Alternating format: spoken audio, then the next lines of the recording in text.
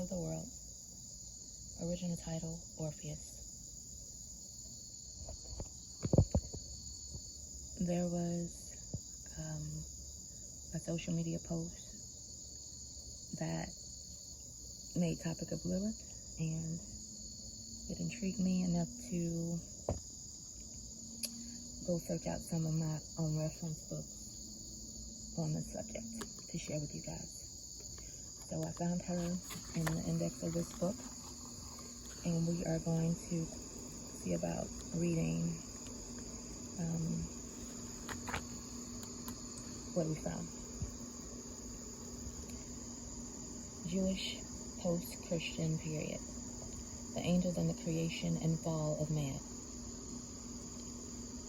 When the Holy One, the Almighty, blessed be his name, would create the world, the 22 that are the letters of the alphabet came from his crown and held themselves before his eyes. Each supplicated to have itself made the beginning letter of the creative world. Many were the beginning letters of the various sacred names. But out of the 22, the Most High chose to create the world through Beth. It is the beginning letter in the word Barak, which signifies to bless. On the first day, the Most High created the heavens and the earth, the light and the darkness, the duration of the day and the duration of the night. From underneath his throne, he took a stone and flung it upon chaos, and that stone made the center of the earth, and all that was made around it. On the second day, God created the angels. On the third day, he created the plants, including the plants that are chief of them all, the cedars of Lebanon. Unless these cedars, tallest of trees, should exalt themselves unduly, he created on the same day the iron that would fell the trees. He also created paradise, where the first man was to have his abode, and where the souls of the just were to dwell throughout eternity. On the fourth day, he created the sun, moon, and stars. On the fifth day, he created the fishes, including the fish that is chief of them all, namely Leviathan, and the birds, including the bird that is chief of them all, named Ziz. On the sixth day, he created the animals, including the animal that is chief of them all, namely Behemoth. On the sixth day, he created man.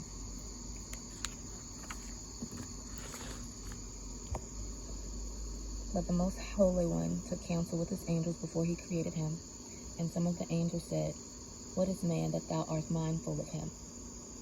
He stretched forth his finger, and all the angels who said this were consumed with fire, all except their leaders, Michael and Gabriel. And the Most Holy One commanded Gabriel to fetch dust from the four corners of the earth, that man might be made from it.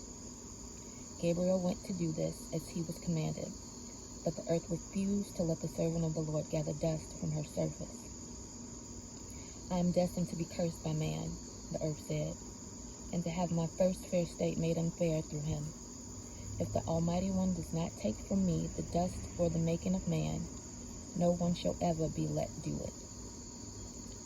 When God heard the earth say this, he stretched forth his hand and took dust from the four corners of the earth, and he fashioned man out of the dust.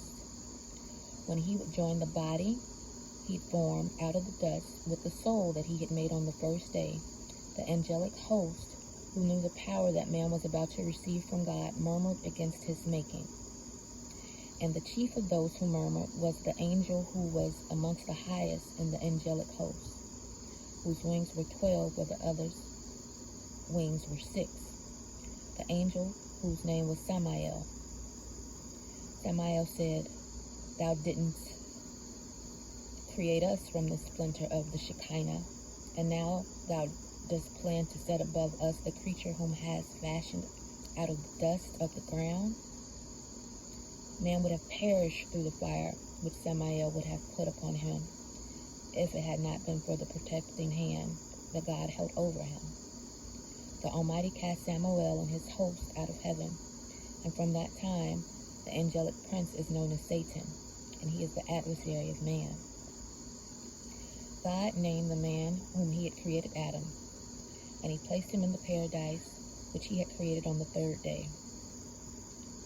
Another had been created with Adam out of the dust of the earth. This was the woman Lilith. Lilith lived with Adam in paradise, but she exalted herself over him, knowing that he and she had been made out of the same dust of the earth.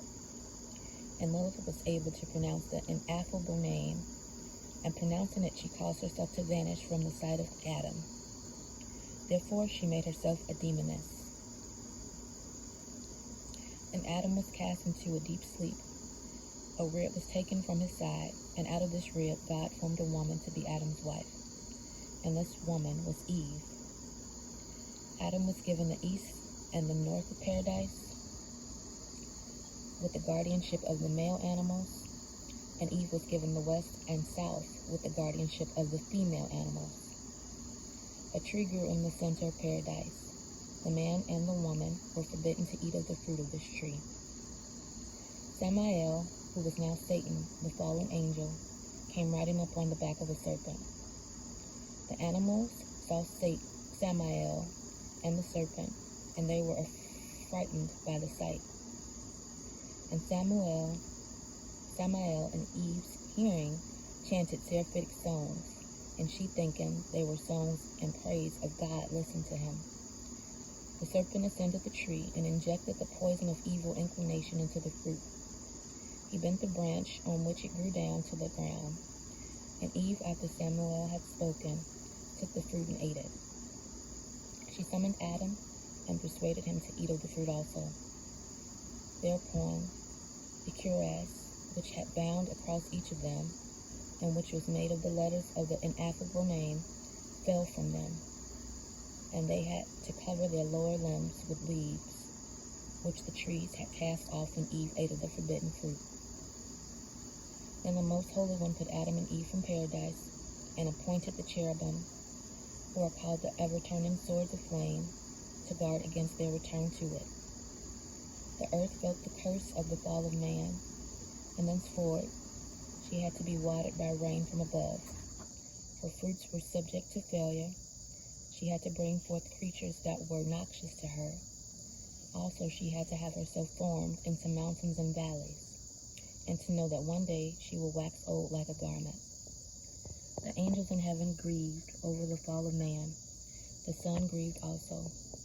Only the moon laughed on account of it, and for that God was wroth, and he obscured her radiance. The confounding of the angel of death. When it came to pass that Moses was about to die, Samael, the angel who was filled with enmity towards man, came before the throne of the Most High One and said, the Most Holy One, and said, "Give me permission to take his soul from Moses." But God said to the angel, who was named Severity of God, "How wouldest thou take his soul? From his face? How couldst thou approach the face that looked upon my face? From his hands? But those hands received the Torah from me. And how couldst thou be able to approach them? From his feet. But his feet touched my clouds. And how then couldst thou be able to approach him? Thou canst not go near Moses." But Samael said, "I pray thee permit me to take his soul." And God said, "Thou hast my warrant." Samael wrapped himself in the red of his wrath, and with his sword upon his thigh, he went to where Moses was. And when he came before him, Moses was writing the ineffable name. Therefore his face was suffused with radiance, and his eyes were filled with light. And when he turned his face towards him, and his eyes upon him, Samael's eyes grew dim, and his hand trembled upon his sword handle. Humbly he said, "Yield to me thy soul, for the time is at hand for thee to depart from the world." But Moses said, "Not to thee, hater of man, will I yield my soul." Then holding his staff,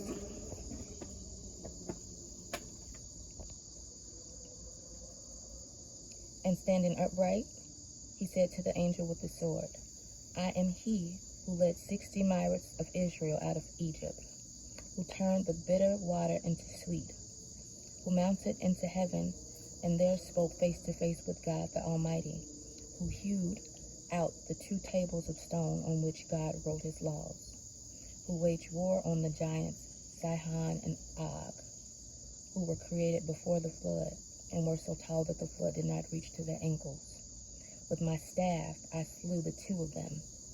How darest thou then, wicked one, presume to see such a soul as mine? Thou hast no power to sit where I sit, nor stand where I stand. Get thee hence. I will not yield to thee my soul. In terror, Samael went from before Moses and appeared once more before Almighty God. Then the Most Holy One said, In joy thou didst set out to take the soul of my servant Moses, and now thou come back without it. Thou wretched one, go fetch me Moses' soul, for if thou dost not, I will discharge thee from the office of taking men's souls. Then Samael covered himself with the crimson of his fury, and holding his sword naked in his hand, he went to where Moses was. Moses rose up when he appeared, and with the staff on which was written the ineffable name, he drove Samael away. But even as he did this, Moses heard a voice that said, Why dost thou strive in vain?